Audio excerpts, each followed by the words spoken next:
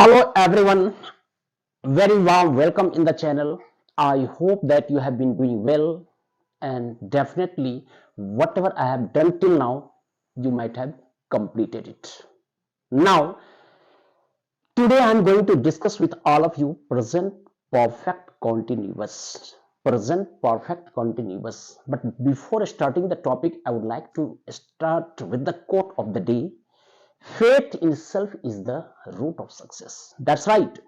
No faith, no success. So we need to have faith in self and then see development is in your hand.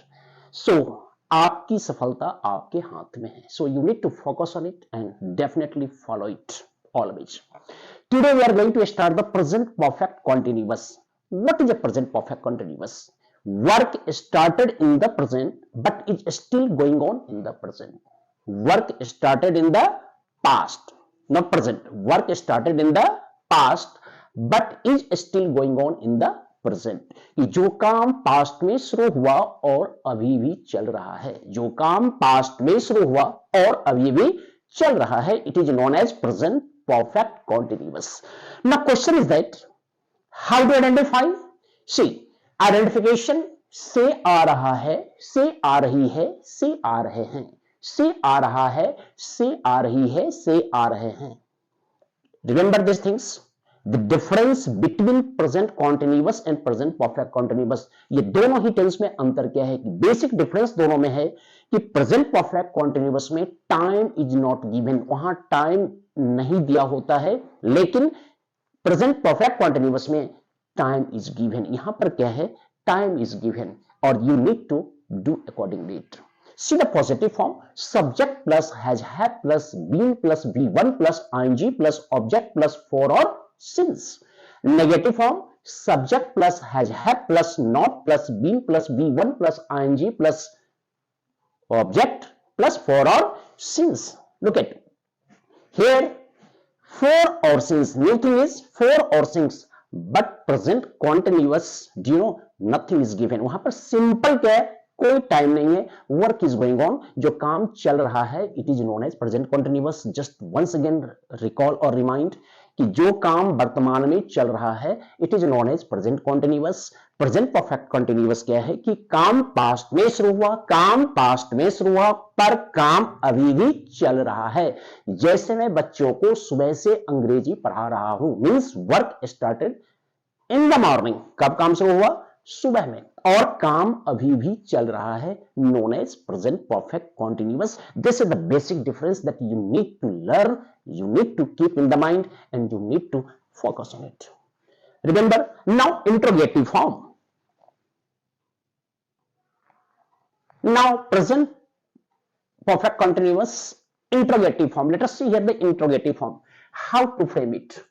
Has, have, subject plus being plus be1 plus ing plus object plus for or since. Question mark. Now let us see here. The same format is here. There is no difference. And again, WH interrogative form. Right? WH family plus has had plus subject plus being plus be1 plus ing plus object plus for or since. Remember, in the WH family, simply you have to keep WH. You have to start with the WH and the rest will be same. Has, had, as, been, be1, ing, object, for or since. No difference. और हमें पता है अच्छी तरह से WH family क्या है? Who, what, when, where, why, how. These are known as WH family. And then same format. No difference. Here one more information. For और since. यहां पर for और since कब और कहां लगेगा, that we need to understand. इसे समझना चीज जरूरी है, because otherwise generally students do the mistakes and ultimately sentence becomes wrong.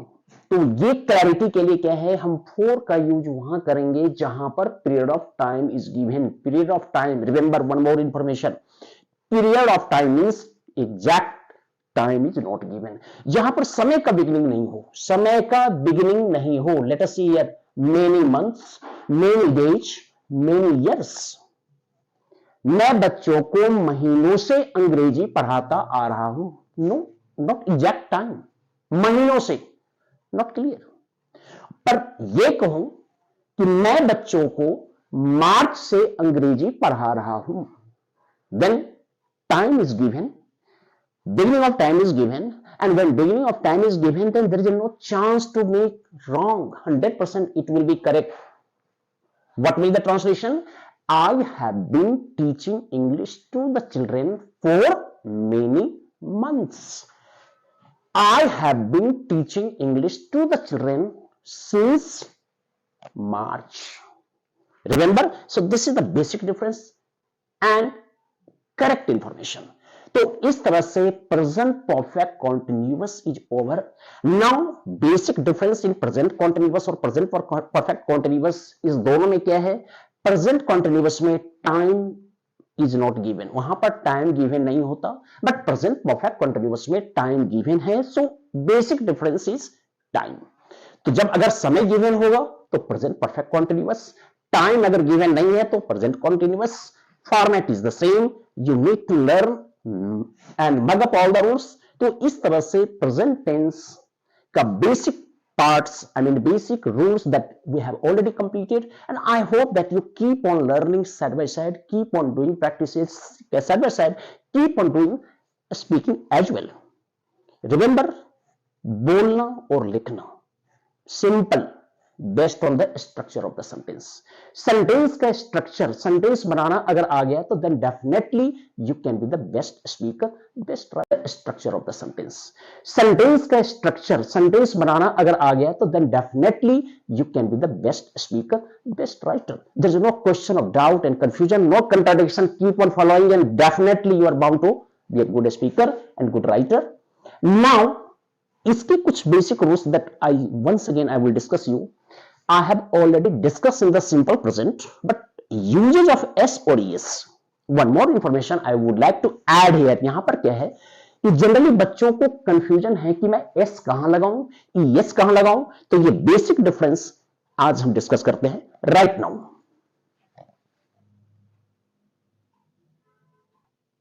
Now let us see here. Usage of S or ES. Generally, students, learners do the mistake here. अगर गलतियां क्यों होती है? Because of lack of clarity. अगर जब तक हमें rules clear नहीं है, जब तक हमें सर्टेन फंक्शंस, फॉर्मूला ये क्लियर नहीं है, तब definitely you will be not able to apply the rules. तो वहां हम एक सही जगह पर उस रूल को अप्लाई नहीं कर सकते। सी, डेस्टिनेशन अगर क्लियर हो, डेस्टिनेशन गोल अगर क्लियर है और रास्ते क्लियर ना हो, तो we will be not able to reach. So we need to be clear both. हमें डेस्टिनेशन भी क्लियर होनी चाहिए और वे भी क्लियर होनी चाहिए। कहा भी जाता है there is no goal no वे।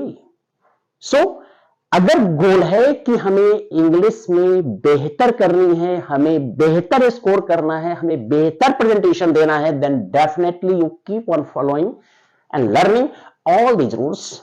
क्योंकि ये रूल्स अगर एक बार क्लियर हो जाएगा, you can't be able to forget it the whole life. It's the achievement for the whole life. So keep on following, keep on learning, keep on memorising and give the best.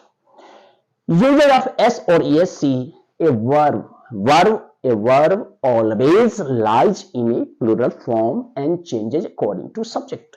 ये किसके अनुसार change करता है? ये subject के अनुसार। हमेशा be clear about it. Verb plural form में होता है और वर्ब चेंज करता है किसके अनुसार? सब्जेक्ट के अनुसार। तो it has become more clear. How?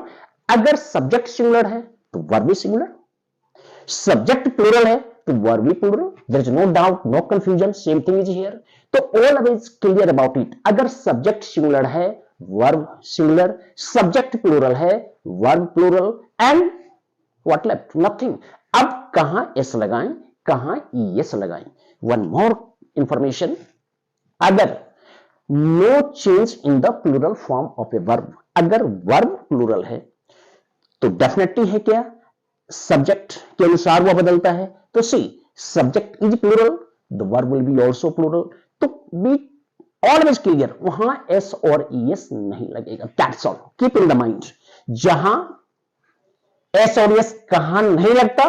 Plural form में। कहां नहीं लगेगा? प्लूरल फॉर्म में। How?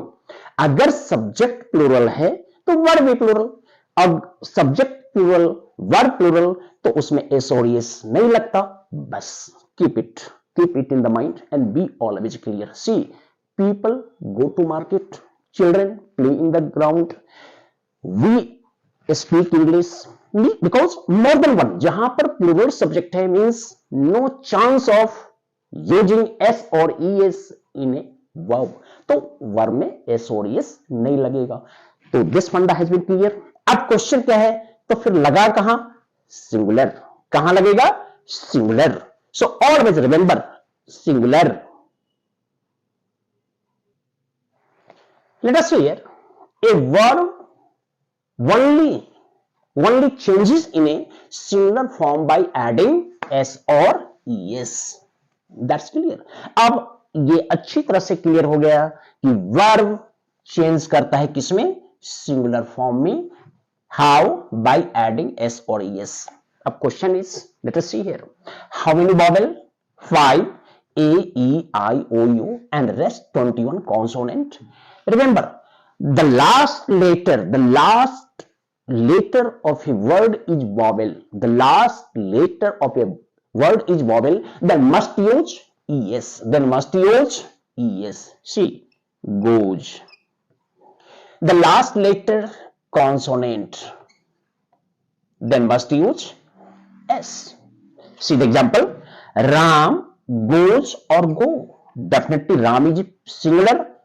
It will be goes, not go. People go, not goes, because people more than one. Similarly, Mohan plays, not play.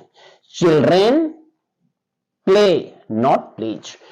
तो what it is? Quite easy. हमेशा ये याद रखना है कि वर्ब अगर सिंगुलर है तो उसमें चेंज होगा। Means subject singular, verb singular. Verb को सिंगुलर बनाने के लिए क्या करेंगे? उसमें एस और एस, और एस कहां लगेगा?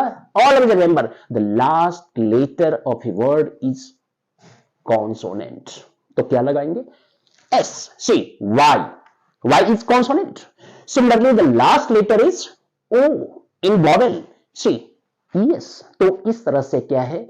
एस और एस का यूजेस क्लियर है। और एक बार अगर अच्छी तरह से क्लियर हो गया, bound that you can not forget ever in the life. See, जब भी सब्जेक्ट अगर सिंगुलर हो, हमेशा सिंगुलर वर्ब। जब भी सब्जेक्ट प्लूरल है तो plural verb. In the plural verb no chance, no confusion, वहां एस और एस नहीं लगता। लगेगा कहां? सी, हमेशा always in the singular form by adding S और एस।